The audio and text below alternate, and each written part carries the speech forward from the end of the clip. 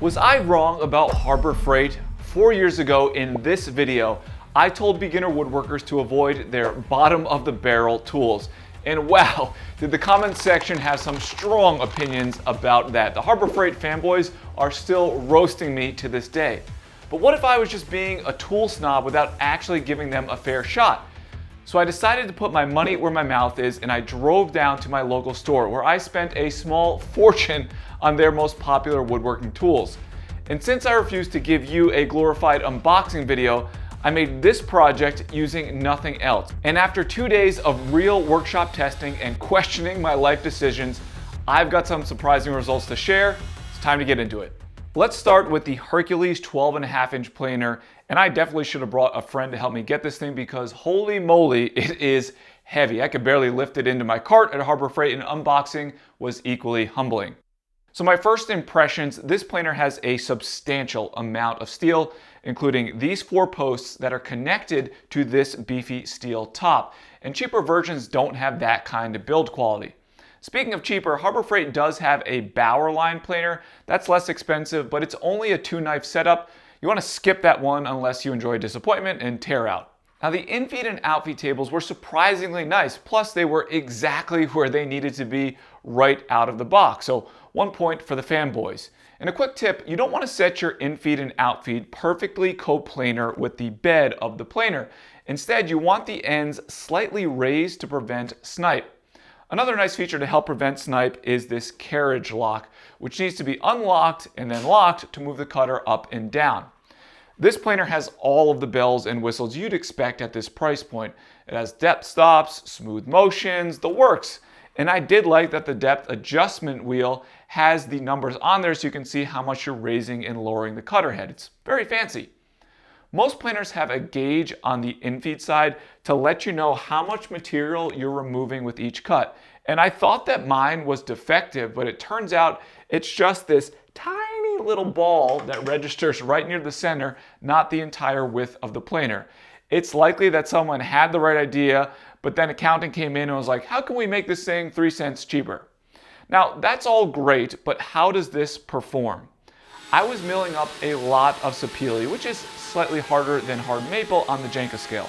I'm used to taking light passes when planing because when you add a helical head to the DeWalt 735, which is the planer I own, it's like doing one of those old updates on Windows 95 and now your printer doesn't work and all that you're left with is a generic mountainscape background. It's pretty frustrating, and I'll cover that in a future video.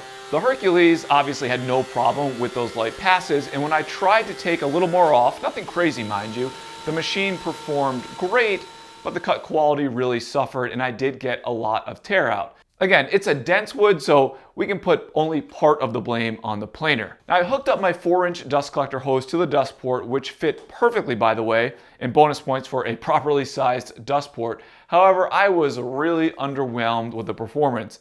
This does not have an internal blower like the 735, so I thought maybe a shop vac would be better to get more pressure. Sadly, the Hercules Dust Extractor standard hose didn't fit, so back to the 4-inch hose. As nice as the carriage lock is, and I'm glad it's there, I kept forgetting to unlock and lock it while I was adjusting. That's more of a me problem than a design problem, but something I thought I should point out. Now, lots of reviews like to do decibel tests with these machines, and I think it's all somewhat nonsense. Any straight knife planer will scream like a damn banshee, and this one is no different. If noise is a concern to you, you either need a helical head or better neighbors. So factoring in all that information and the price point of this planer, which comes in at $400 before any coupons, and boy does this company love their coupons, was I wrong about Harbor Freight? Well, there are quite a few 12.5-inch lunchbox planers out there. You've got the cheap ones like Wen, Grizzly, and Ryobi, all the way up to the expensive ones like Cuttech, Oliver, and Laguna. But the closest competitor in terms of features and build is most certainly the DeWalt 734. And I'm not going out on a limb by saying that. Just look at how they advertise and market this on their website. It's almost like they took the DeWalt and then slightly modified it with a less refined fit and finish, which may or may not be a theme that we come back to throughout this video. Now, the biggest difference between those two machines is the DeWalt 734 has a 3-year warranty. The Harbor Freight has a 90-day warranty. You can extend the warranty from Harbor Freight for an extra $60 to $80. But it's also my understanding that they tend to be rather forgiving with broken tools outside of that 90-day period if you needed to swap it. All that is to say, at $150 cheaper than the DeWalt 734, based on my experience with this, so far I can say that I was absolutely wrong. This is a really good machine, especially if you can get it on sale. In fact, don't be a sucker like me and pay full price. So that's one for the John was wrong column. Let's see if this trend continues. Next up is the tool that got me in trouble with all of you, their table saw. But in my defense, the Hercules line was just coming out when I published that original video. And back in my day, Harbor Freight was mostly Chicago Electric and more recently Bauer. Nonetheless, this is the job site table saw. It's $350 and initial impressions. Did I just buy the DeWalt, but in blue? I told you it's a reoccurring theme. It seems well made and has a rack and pinion fence. The original Hercules had that really awful fence like the Ryobi does, so this is nice to see. It does come standard with one of the crappy miter gauges that you should throw away and an equally crappy push stick. You can also toss that one. Plus it has anti-kickback pawls and a blade guard. Some other interesting features and quirks. This does not come with a portable stand or the option to buy one specifically made for this saw, which is borderline insane for a job site table saw. Also, the riving knife is not meant to be removed, only slide up and down. Now you should have your riving knife in whenever possible, but if you were using it to cut dados, then it would come out. And speaking of dados, this arbor is only long enough to handle a 1/4 inch dado stack, which is not much. The fence does extend out and has this little flip down to support material. The max capacity is listed at 24.5 inches, which is in line with cheaper models like the Skill table saw. The DeWalt, on the other hand, is around 32 inches, I think, but I owned that saw for 5 or 6 years and I could count on less than 2 hands the number of times that I needed the full 32 inches. So think about what you cut most. Now, all these features are essentially moot unless your table saw is set up correctly, meaning the blade and the fence are parallel to the miter slots. My blade was close enough, but if yours was not, there are a couple bolts on the underside here that you can loosen and then you move the blade housing. My fence, on the other hand, was a little out of whack, but that was easily sorted using an Allen key. The fence itself was very flat. The tabletop, flat-ish, not perfect, but people tend to obsess over this and it really doesn't make that much of a difference. Also, keep in mind, these saws are designed for rough carpentry, not fine woodworking, so adjust your expectations accordingly. I did find out of the box that the rack and pinion fence is significantly tighter compared to my old DeWalt, and the blade height adjustment was also not very smooth. Now, I don't own any thin kerf saw blades, so I used the stock 40-tooth combo blade that came with the saw, and the cut was actually fine, and no doubt it would perform even better with an aftermarket blade. While making cuts, dust collection left a lot to be desired. Spoiler alert, every job site table saw is the same though. I did find the saw to be powerful enough to get the job done, but it was equally underwhelming like my old DeWalt, as I could feel it bogging down slightly, and this was only 7/8 of an inch material. Yeah, it's a dense wood, and yeah, I'm probably just spoiled at this point because of my 3 horsepower saw. So what do you do with a cheaper but less polished version of the DeWalt job site table saw, which I consider to be one of the best out there? Yes, there are a couple things that bug me about this saw, like the riving knife being permanent, the same lackluster 90-day warranty unless you upgrade, like the planer, the sticky rack and pinion fence. Furthermore, I don't love the short arbor, so it can't take more than a 1/4 inch dado stack, and most of the job site saws can handle around 1/2 inch. But I'm willing to overlook all of that because I'm trying to be positive here. Don't get too excited though, fanboys, I'm about to break your heart. What I can't get past and what makes absolutely no sense on a portable job site saw is Harbor Freight does not sell an optional mobile stand like the DeWalt or design in integrated legs like the Skill and Craftsman. Nearly every reasonable saw in this category has one of those two things. And sure, you could build a big wooden stand or buy some other companies that may or may not fit, but I think most people who buy these little saws need some level of portability. And again, I can't wrap my brain around it. There are just too many other good options with a more refined fit and finish that also accept a bigger dado stack and have the option to upgrade to a portable stand if it doesn't come standard with the saw. Sorry, but this is a hard pass for me. Speaking of mobile tools that make your life easier, this is a new bike I got recently, the XP 3.0 by Electric Ebikes, and it is exceptionally fun to ride. As you guys know, I'm a straight shooter, and for years I never understood these types of bikes, but I rode one about a year ago and I was hooked. It's one of those don't knock it until you try it things. Kind of like the entire premise of this video. Now, I live near an incredible bike trail that is almost 30 miles long, which is no problem for my bike because the extended range battery can go 65 miles. I like to think this bike has three modes. There's first mode where you can pedal with no assist whatsoever. The second is pedal assist, which is like having someone help you pedal. And then finally, third, super awesome mode, I call it, where you don't need to do anything other than use the throttle and the bike does all the work. And the best thing is, this bike can go up to 28 miles an hour if you're a speed junkie like me. A couple other nice features. This is the step-through model, which my wife, who is vertically challenged, loves. And yes, she steals the bike often. And the setup of this bike was an absolute breeze. I think it took me less than 5 minutes from unboxing to riding. And electric e-bikes are affordable. They are one of the few companies that make high-quality e-bikes with hydraulic brakes for under $1,000. If you want to check out electric e-bikes, click the link in my description or scan the QR code on screen. And here's a bonus. Add a bike cover to your order and get it completely free with code LINCOLN at checkout. And a huge thanks to Electric for sponsoring this video. It's support like this that helps me do things such as spend way too much money at Harbor Freight to make videos for you. Next up is the Hercules Cordless Router. I initially wanted their corded version, but apparently so did everyone else in my town. So battery powered it is. Now, nearly every company makes one of these now. Makita, DeWalt, Rigid, Ryobi, the list goes on and on. But this was the first tool that really hit me with the, oh, this is definitely Harbor Freight feeling. The plastic knobs are cheap compared to my Makita and DeWalt, and I know that it's just knobs, but it's the little things that add up. Now, this is very similar to other trim routers when you're securing the bit. There's a locking pin that you press down and then tighten with the supplied wrench. It's pretty standard stuff. But here's where things get a bit concerning. The locking pin didn't go in all the way and there was some play. That might not sound like a big deal now, but if you give it a few months of use, I'm betting that it gets worse, not better.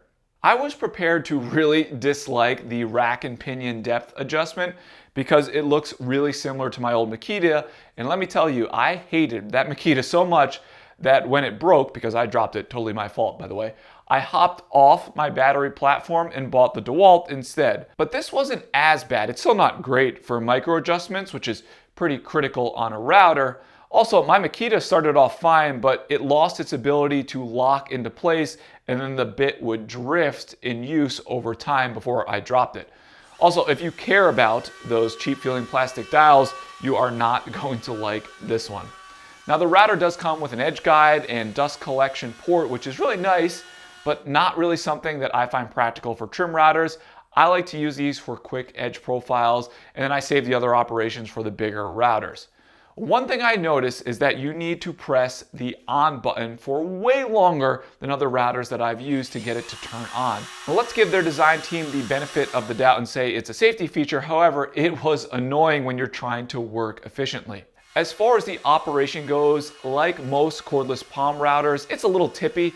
This one in particular more than the others because it's a decent bit taller than my Makita. But I did find the base plate to be pretty good and I was able to keep it reasonably stable while putting edge profiles on every board. The one thing that drove me absolutely crazy was the on-off switch location. It needs to be on the opposite side of your grip, not on the same one. And it was so damn annoying twisting this thing around every time to turn it on and off. And I thought I would get used to it, but nope. I came up with a decent analogy. It's a bit like trying to scratch your left armpit with your left hand. Yeah, it's doable, but why would you make your life so difficult? Just reach around. Overall, this little guy does what it needs to do, and nearly every trim router out there has very similar specs. I'm not going to rattle them off for you. I liked the depth adjustment more than I thought I would, but it is really tough to overlook the poor design of the switch location, and that locking pin being loose on day one. There are so many good options out there for palm routers, and I know that this one is cheap, but I will die on this hill that as of today, even though it's the most expensive, I think it's almost 2 times the cost of this Hercules, the DeWalt is just leaps and bounds better than the competition. So for the router, I'm gonna have to say, skip this one. You can do much better. And that's another point back in the John was right column. I'm going to wander off the Hercules track for a couple smaller tools because I know they are extremely popular. First up, I bought 2 of these 24-inch Bremen parallel clamps at $30 a piece, which is $20 less than the very popular Bessie parallel clamps that we all keep on our clamp trophy walls after we go big game hunting. And I want to be very clear about this. I don't think that I use these enough over the course of the project to get a really good feel for them, so I'm going to make this short and sweet. The handle on these are just as nice as the Bessie, not as nice as the Jorgensen's. When they're held vertical, the jaws will drop and crush your fingers, same with the Jorgensen's. It's a bit of a death trap, unlike the Bessies, which stay in place. And the clamping force was more than adequate. If you want additional information, Mark Spagnolo did a much more exhaustive review on these. That's worth checking out, and I'll link it below. If you simply want the cliff notes, a couple of his Bremen clamps were good, and then others developed problems with the cheaper steel, which is the story of most Harbor Freight purchases. Their quality control is not likely on par with the other major brands, and it's a bit of a roll of the dice. However, unlike their power tools, that really doesn't matter because Harbor Freight guarantees them for the life of the product, so no major risk unless you lose your receipt. With that being said, if you can get beyond the ugly orange and blue color scheme, I think this is a hell of a deal and maybe the most underrated item at Harbor Freight for woodworkers. I'll be keeping mine, but not on my Bessie trophy wall. And I shouldn't be doing this, but I'm going to give the fanboys the point here, even though these clamps didn't even exist when I made the original video, but I'm feeling generous. This is the Bauer miter gauge coming in at $59.99. Sadly, I didn't get to use this for the project because they were sold out at my local Harbor Freight and the entire surrounding area. I had to drive 2 hours yesterday to buy this thing for your enjoyment. I believe a thank you or two would be appropriate in the comments. Also, the manager at the store said he cannot keep these things in stock. Who would have guessed that low budget miter gauges were the next Beanie Babies? Now, first impressions were all over the place with this thing. The fence was nice quality and the assembly was easy until it came time to adjust the set screws, which keep the miter bar secure. The rear one by the fence can't be accessed easily and I wasn't able to move it, so I ended up only using the front two. And also, the knobs on this are the actual worst knobs that I've ever experienced on a tool. They are rough and just so cheap. But none of that matters if it doesn't do its job. So I fired up the saw and as expected, from the lowest price point miter gauge on the market, it cut dead nuts 90. And thinking it was beginner's luck, I repeated the same cut a couple more times and sure enough, all dead square. At this point, I was gravely concerned, so I adjusted the fence to 45 degrees, which is not the most pleasant experience because of the knobs and how stiff everything moves. And I'm not being over dramatic, it's pretty bad. However, just like the 90-degree cut, the Bauer miter gauge laughed in my face because it was spot on. Like other miter gauges, the fence extends and comes with a flip stop. However, in true flip stop fashion, the tiniest bit of force will cause this thing to deflect. So where does this leave us?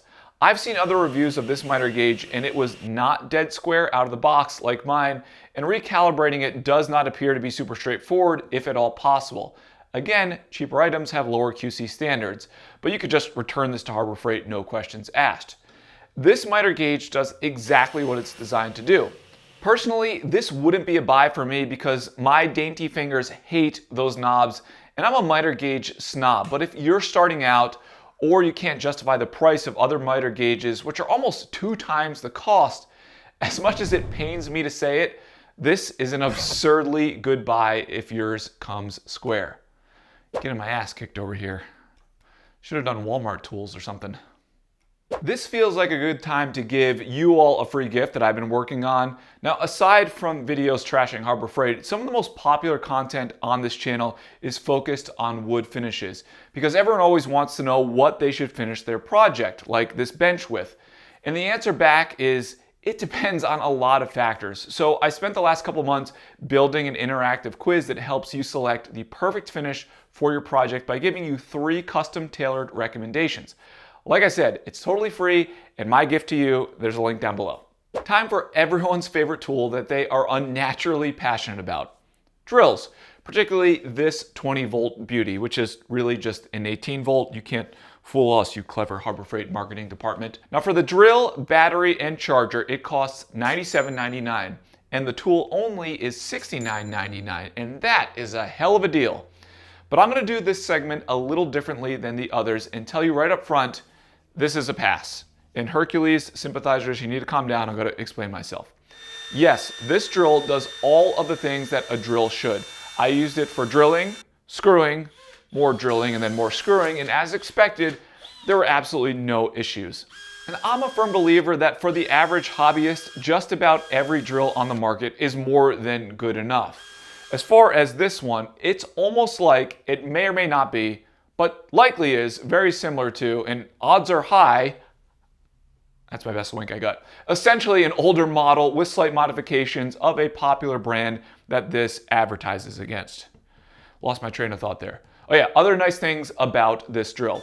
The Hercules comes with a massive 5-year limited warranty on the tool and 3 years on the battery. And the nice thing is, if it breaks, you can just bring these to the store and they're gonna swap it out for a new one. There's no need to wait on repairs like you do with other brands. It's almost like Harbor Freight is taking a page out of Hyundai's book by luring people into their battery platform with an industry-leading warranty.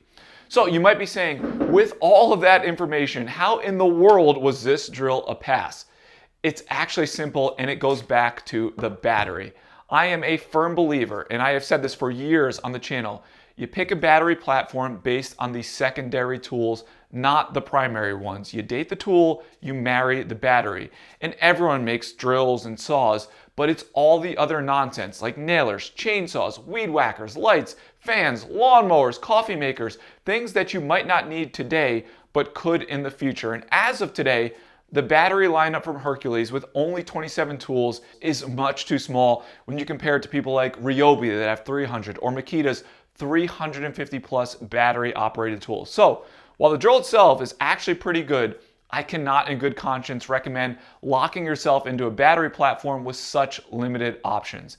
It's a bit like marrying someone because they make great pancakes only to find out that's the only thing they know how to cook. And blueberry pancakes are good, but you can only eat so many. Like I said, this is a great drill, probably worth revisiting in a couple years if Hercules continues to build out their lineup.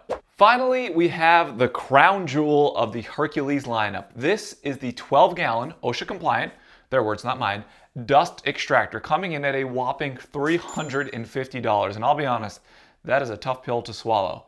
If you're saying that's a lot of money for a shop vac, yes, but it's not technically a shop vac. Think of dust extractors as custom tailored suits, while the shop vacs are like those one-size-fits-all hospital gowns, you know, the ones that they never quite close in the back, no matter what you do and how tight you tie them. You see, extractors, they have things like HEPA filters, they're much quieter, and then they have other nice features like auto on-off, which means when you turn on your power tool, the extractor turns on automatically and then turns itself off. And then certain brands also have these auto cleaning filters like this one. Now, as far as the Harbor Freight model, it comes with a filter bag, a bunch of accessories, and a long wand, which is really, really nice. Plus, the hose was a decent quality. It's not too stiff, and it's 17 feet long, but it's also not super flexible like the Festool hose, which I consider to be the best of the best. Some minor fit and finish gripes. The pull handle is a little loose, but that's nothing major at all. The standard hose does not fit on the table saw dust port, which is absolutely crazy to me. Like, why don't companies just make these all compatible? So I had to use a rubber coupler to get it on there. Now, the power cord is extremely long. I think it said it's 24 feet, which did come in handy because most standard 15-amp home breakers will trip if you run the table saw and the extractor together, which I forgot about. So I had to plug this into my dust collection outlet inside the shop while I was working outside. It is very quiet, which is a nice feature and it's cool to talk about, but when you're running a screaming table saw, who cares?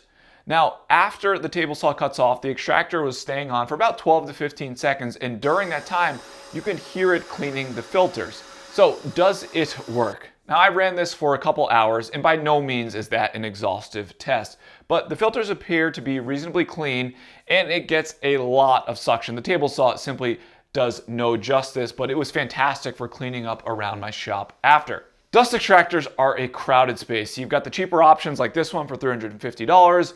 Bosch is out there at $450. The big DeWalt is $700. And then you have the Mac Daddy Premium from Festool, which can be almost $1,000, and a lot of others in between. Now this is a tough one for me. Yes, the capacity is enormous at 12 gallons. It's more than enough for the average home hobbyist. This is clearly targeted at the pro level. The warranty is only 90 days on this one, so bump the price up another $80 if you want to add the 2 years to it. And all those other brands come standard with a minimum 2 years. Most are actually 3 to 4. Now, when this first came out, it was less than $300. Like I said, it's now $350. And this one is tough, but not for the reasons that you're thinking. This overall is a fantastic unit, even at the higher price point. If you've only been using tools without dust collection or a shop vac and you're tired of that thing screaming at you, this is going to change your world pretty dramatically when you're using big tools like a table saw, but especially while sanding. My struggle with the Extractor is it's so damn big and I want to keep it, but I really don't have the space, but that's my problem, not yours. I can say this is absolutely a buy. I was blown away by it, and it was by far my favorite item that I purchased. I guess the answer to was I wrong about Harbor Freight is it's complicated. Some tools are surprisingly good and others not so much. As with most things in life, the truth is probably somewhere in the middle, and maybe that's the lesson here. You don't want to write off an entire brand based on reputation alone or some dummy chasing YouTube views, but also don't assume every tool they make is going to be awesome. Yes, the final tally was 4-3, fanboys over me, but let's be honest, the only real winner here was Harbor Freight for taking all my money. We'll see ya.